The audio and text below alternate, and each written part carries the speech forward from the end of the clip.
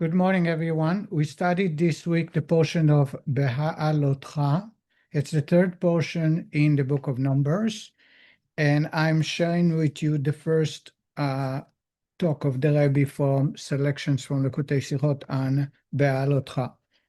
In this week's Torah portion, there are many topics discussed, and among them is the manna, a complaint about the manna, a description of what the manna is, and lots of punishment from God.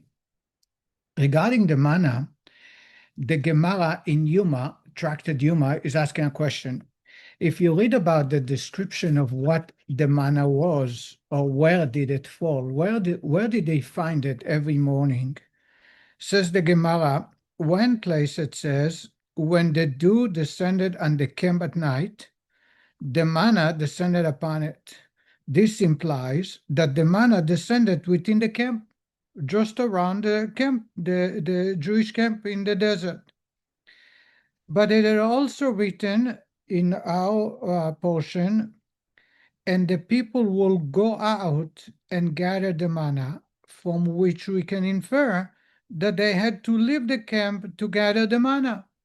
And in a third place, it says, and the people spread out and gathered the manna, indicating that they had to go far to gather it. Says the Rebbe, the Gemara says, in one place it says it fell in the camp, inside the camp, just around between the tents. Another place it says that they had to go outside the camp, outside the boundaries of the camp. And the third place, they had to walk very far to find the manna. So how is it possible? Answered the Gemara, there were three categories of Jewish people, Jewish men: righteous, tzaddikim, beinonim, in the middle, and reshaim, wicked. Righteous men will not have to go far. They'll find it in the camp, outside their tents. They would walk out the tent and they would find it just waiting for them. Beinonim, people who kind of serve God, but sometimes not, they would have to go all the way to the boundaries of the camp and gather the manna. Reshaim, wicked people, would have to go very far in order for them to find their food and bring it back home every day. We also find that the manna is described in three different ways in the Torah. In one place, it's called bread, meaning it's ready to be sliced and eaten. Another place we call it ugot. Ugot means an unbaked dough. It was a dough. They had to just finalize and put it in the oven to finalize it. And another place it's named as flour. They had to sift, mix with water, and make dough, bake it, and then enjoy it. And the Gemara answered the same thing. For righteous men, when they found the manna, it was already baked bread, fresh bread out of the oven. All they do is slice it, enjoy it. The Beinonim, people who are right in the middle, they would find it as ready to be baked dough that they will have to put in the oven and bake, finalize. And Reshaim, wicked people, will find it as flours. They had to flour. They'll have to bring it home, make dough, bake it, and then enjoy it. Says the Rebbe, we see from here that the manna had blessed every single Jew, regardless of their status, regardless of their conduct.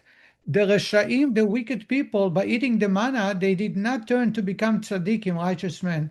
They still remain in their own status. Before and after they consumed the bread, the manna, and still the manna would affect them in all the blessings that the manna had. Because if you compare the manna to regular bread, it is considered bread from heavens. According to the Gemara, when they ate the manna, instead of saying, thank you, God, Baruch atah Hashem, Elokeinu melech haolam, hamotzi lechem min haaretz, who produces bread from the ground, they would say, hamotzi lechem min hashamayim, who produces bread from the heavens. In other words, they would thank God for producing them a heavenly bread, which is different than the earthly bread in many, many ways. One is the earthly bread, you have to toil, sweat, plow, and plant the seeds and weed out all the weeds, keep watering, protecting it from animals from eating it. And then you have to cut it off the field, you have to let it dry, then you have to grind it, etc. The heavenly bread did not require all of that. It came ready, either as baked bread or as a cake or as flour, but still all the toil and hardship was not involved. That's one difference between the two. There is another difference between heavenly bread and earthly bread, and that is that the heavenly bread would not have any excess that needs to be rejected by the body. So they would not need to let go of any part of the bread. Regular bread, part of it turns into calories and energy, a blessing for the human, providing all the nutritions that the body needs. But part of it is digested, and through the digestive system, it goes down and out. The heavenly bread was all good, and no part needed to be extracted. All of it was a blessing for the human being, and it was all good. So these are the two differences, says the Rebbe. They all affected the wicked people equally as the same as tzaddikim, and the wicked people did not, we don't read that they changed to become righteous men. That explains why we read that the Torah was given to people who consumed the manna. The Torah, God gave us the Torah to be able to understand the Torah and get the ideas deeply, wholeheartedly. It requires a unique human kind of a human being, and these are the people who lived in the desert. By consumption of the manna, they were able to absorb the Torah properly. As the Talmud tells us, "Lo nitna Torah ela leochlei aman." God chose to give the Torah to these people who ate manna, because the body was not involved in separating good from not. It was not involved with going to the bathroom and letting go of the extra. So therefore, their body was able to allow their brains, their mind, to concentrate and, so to say, meditate deep into the ideas and the words of God, so that they can absorb it properly and share it with the future generations. That was impacting not only righteous or Beinonim, middle kind of guys, but even the wicked people, all affected by the manna, even though the person remained the same. Says Rabbi, that can explain another rule. The book Sefer HaItim, the book of Itim, writes that by Jewish law, if someone is on a journey in the desert, in the ocean, on an island, and he had forgotten which Torah portion to read on Shabbat, Shabbat came, he doesn't remember what portion it is. Is it a combined portion? Is it not? It's just lost track. Jewish law is that on Shabbat he should read the portion of the manna, the section in which God is giving the Jewish people the manna. Ask the Rebbe, what's so significant about the manna and Shabbat? What's the relationship? Some say the reason is because that portion was given on Shabbat. If anybody's familiar, in the book of Exodus, on Shabbat, they had no manna coming down, and that's when they came to Moshe, and Moshe told them, on Shabbat there will be no manna, and this is a bread that God blesses you during the week, and on Friday you'll have double portion. Because that portion was shared with the Jewish people on Shabbat, that's why we study it on Shabbat, in case you don't know the weekly portion. But says the Rebbe, the Ten Commandments, according to all, was given on Shabbat. The Torah was given on Shabbat. Celebrating of the giving of the Torah, Shabbat. So let's read the Ten Commandments on Shabbat. There are many other portions, the teachings that God gave the Jewish people on Shabbat, yet that they were not chosen, only the manna. But says the Rebbe, based on what we discussed, we can understand the idea of Shabbat is pure holiness that descends upon earth and will not change anything, but just bring holiness into the boundaries of the physical universe. What is Shabbat? Shabbat is the day God completed the work of the 6 days, And the Torah describes it, Vayechulu Hashamayim. Vayechulu can be, usually it's translated is completed. The heaven and earth will complete it in all its construction, and now God comes to rest on Shabbat. But the word Vayechulu also means completely consumed, meaning Shabbat came, impacted the week, and yet after Shabbat moves and the week goes back to its normal conduct and behavior. The Jewish law tells us that a wicked man who is known to be lying and are untrusted, on Shabbat, we trust the person. So if someone is asking a wicked man, is this fruit given tithe, so I am allowed to consume it in the Holy Land? During the week, a man, not everyone is entrusted. Some people, we fear that they will tell you something that's not true. But if you ask them the same question on Shabbat, Ama Aretz, a simple person, we say, Eino meshaker b'Shabbat. He will not lie. Why? Because when Shabbat descends on earth, it will impact every human being, even the wicked people who lie during the week. Just like the manna, even those who received it as flour that they needed to mix it with water, make a dough and bake it, even though they had to go outside the camp and go far to search for it, yet when they consumed the manna, it had no excess part, no extra part that needs to be rejected. Everything was used by their body in a whole and completely, and they were the people whom God chose to give the Torah. In other words, says the Rebbe, when you celebrate a holiday, when you celebrate or connect to God through a mitzvah of tefillin or matzah and Passover, what you do is you take something and sanctify it and making it holy, and it becomes holy forever. There is no way to reject or to deduct the holiness from that object or that person. When it comes to Shabbat, on the other hand, Shabbat comes on the seventh day, makes it holy, change humanity, change the universe, makes it a very special time where we have a mitzvah to enjoy food. And after Shabbat, it elevates itself, removes itself from the universe, and the universe goes back, reverts back to the status it was before the Shabbat came.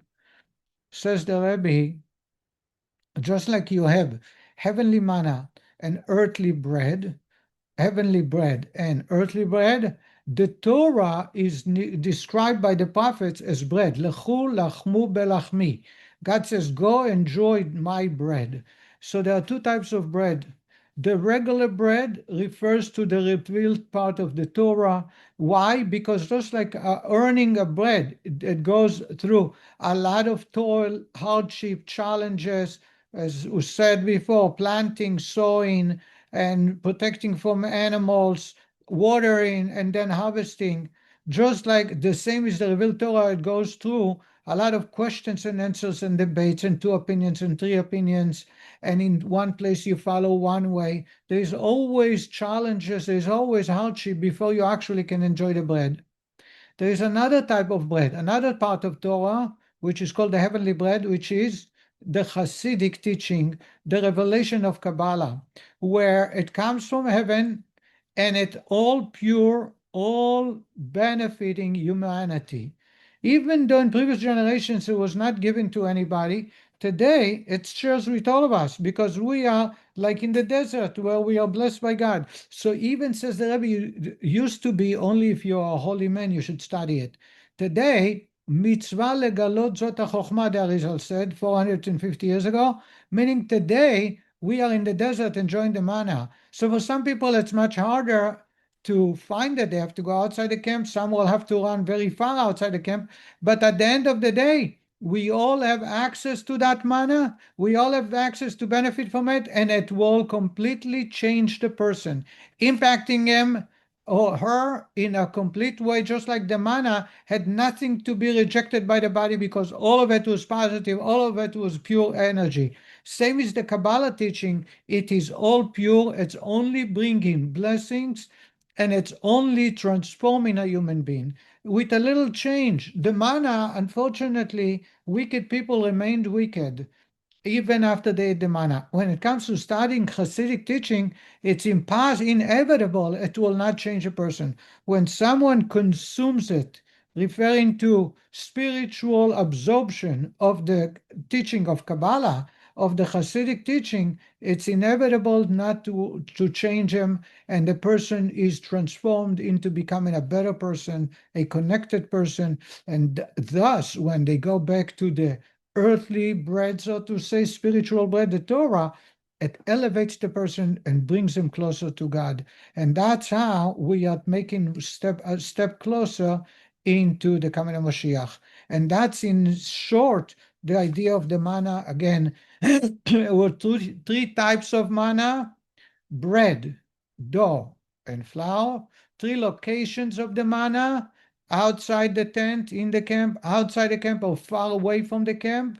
There were three categories of Jews: righteous, Beinonim, Reshaim, and all of them benefited from the manna. That's why the Torah was given to that generation.